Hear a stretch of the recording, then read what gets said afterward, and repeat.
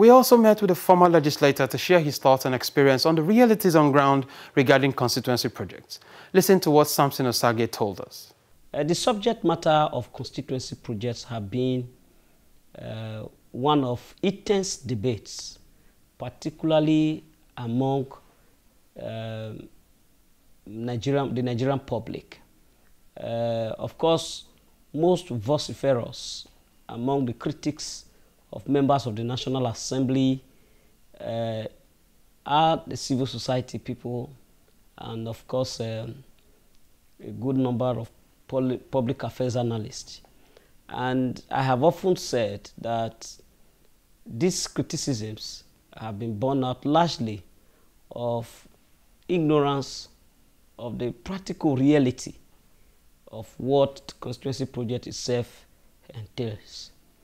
We tend to, more often than not, want to compare the Nigerian socio-political situation with those of very advanced democracies.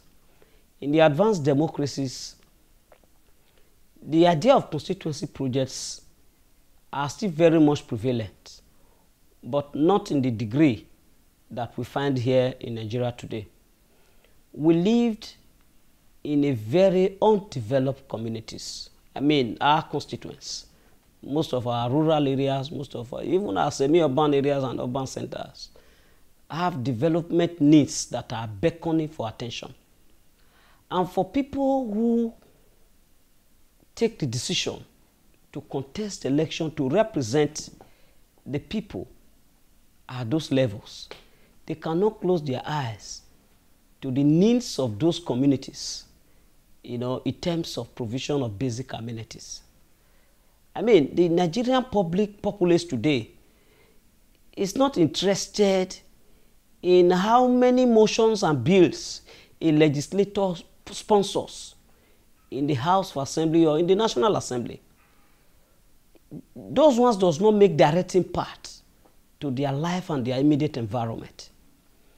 And as a lawmaker, you cannot sit down in the House of Representatives or in the Senate for that matter and allocate resources for appointees of the president to develop their states, to develop their own communities, while you keep your hand akimbo without making suggestions as to how your community, your constituency will benefit for those developmental projects.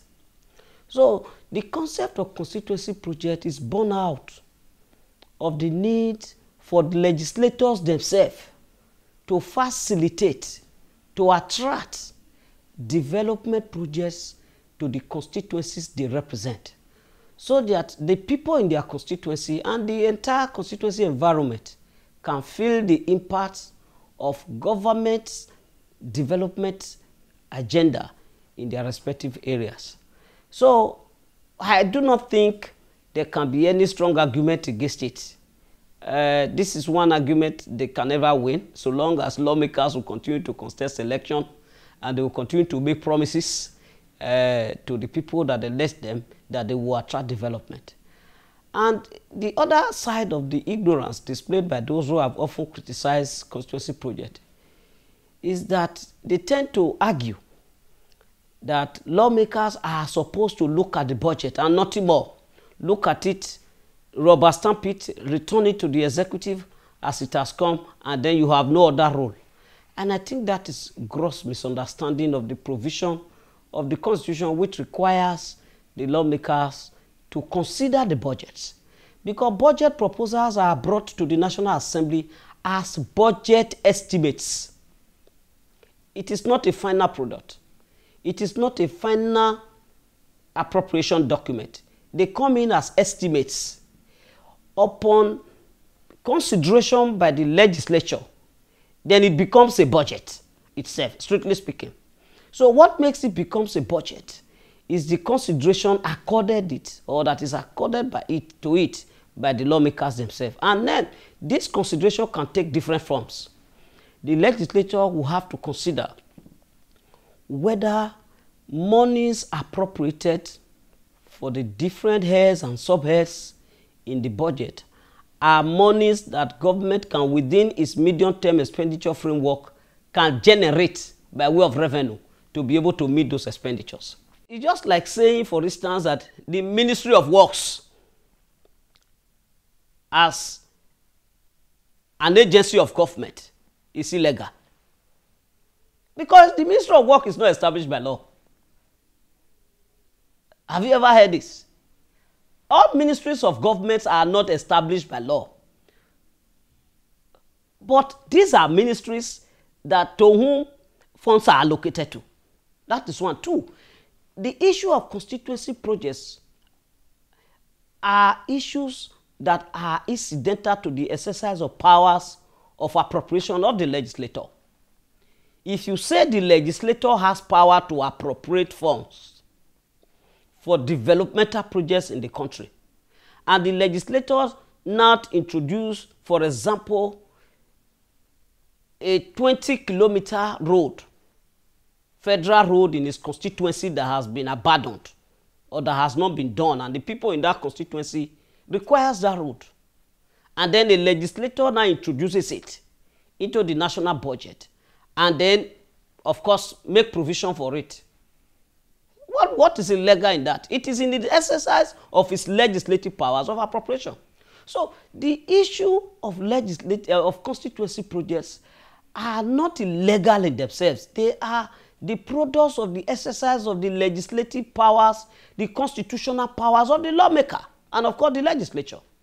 The issue of constituency projects are not illegal in themselves. They are the products of the exercise of the legislative powers, the constitutional powers of the lawmaker, and of course the legislature. Now, I cannot deny, with the benefit of experience, that there are abuses. Just the way the executive themselves, we have seen in this country where a ministry will award the project, pay 100% and the project is not done. I mean, those are not legislative exercise of powers. I cannot deny that there can be abuses. I cannot deny that some legislators may want to be part of the execution process.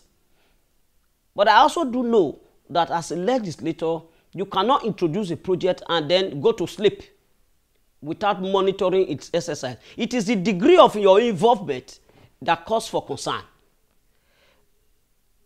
There are cases where lawmakers may go out of their way to want to personally execute it. Those are conflicts of interest. Those are areas that require, that of course offends the law. And nobody has said that when anybody offends the law, whether you are the lawmaker that introduced the project or not, the law should not take its course. One cannot